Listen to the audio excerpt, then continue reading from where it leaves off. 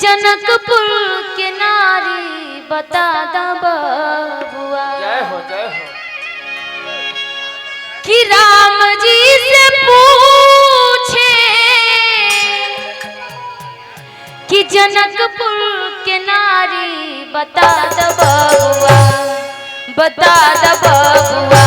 लोग देत काहे गारी बता दा बबुआ, लोग देत काहे गारी बता दा बबुआ। राम जी से पूछे, राम जी से पूछे जनकपुर के नारी बता दा बबुआ, बता दा बबुआ।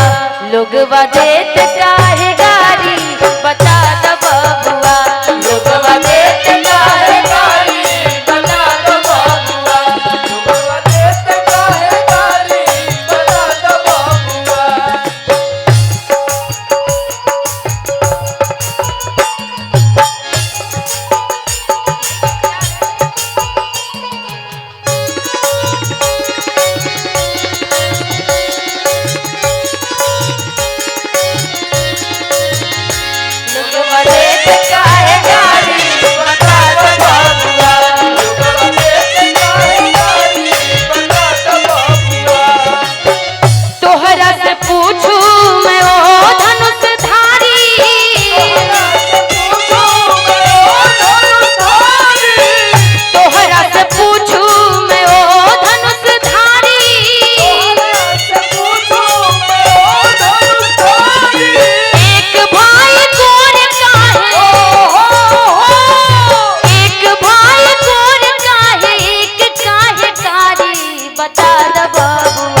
लोग देत काहे गारी बता दा बबुआ, लोग देत काहे गारी बता दा बबुआ, लोग देत काहे गारी बता दा बबुआ।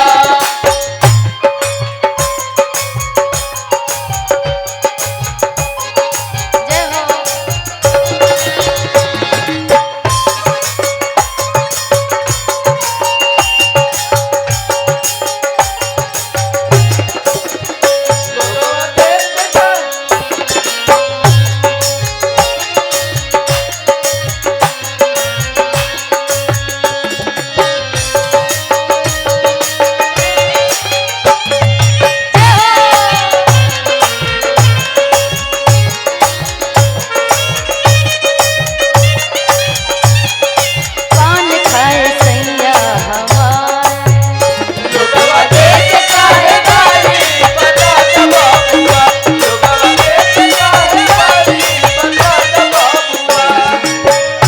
रामचंद्र भगवान जी मैया जानकी मैया सीता से जब शादी करने गए थे, सोचो कि उस समय भी गाली दिया जाता था और अभी तो भाई है ही।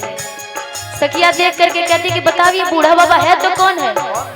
बड़ी देख करके मजाक उड़ाती और कहती है क्या, ई बूढ़ा बाबा के पकल पकल दाढ़ी,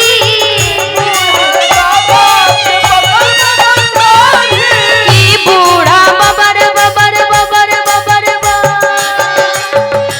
ई बूढ़ा बाबा के पकल पकल दाढ़ी,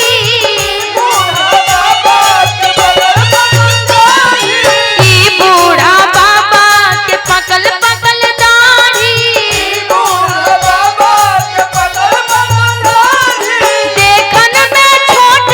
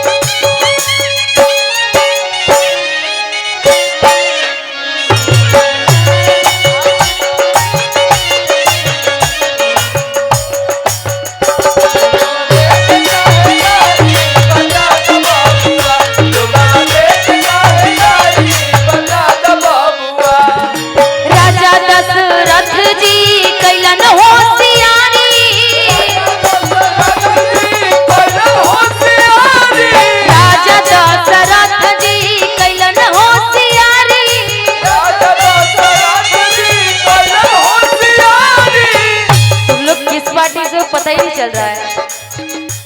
हम भी तो उधर ही से हैं अभी, पार्टी बदल गया है। अब मैं मम्मी की तरफ से। राजा दशरथ जी कैलन होशियारी,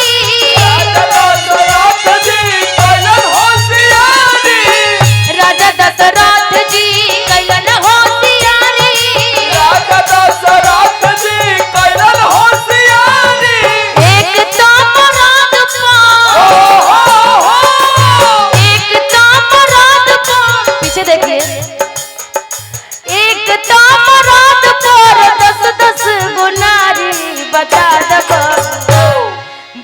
द बबुआ लोगवा देते काहे गारी, बता द बबुआ लोगवा देते काहे गारी, बता द बबुआ लोगवा देते काहे गारी, बता द बबुआ लोगवा देते काहे गारी, बता द बबुआ लोगवा देते काहे गारी, बता द बबुआ।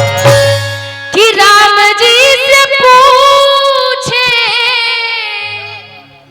कि जनकपुर के नारी, बता द बबुआ कि लोगवा देत काहे गारी, बता द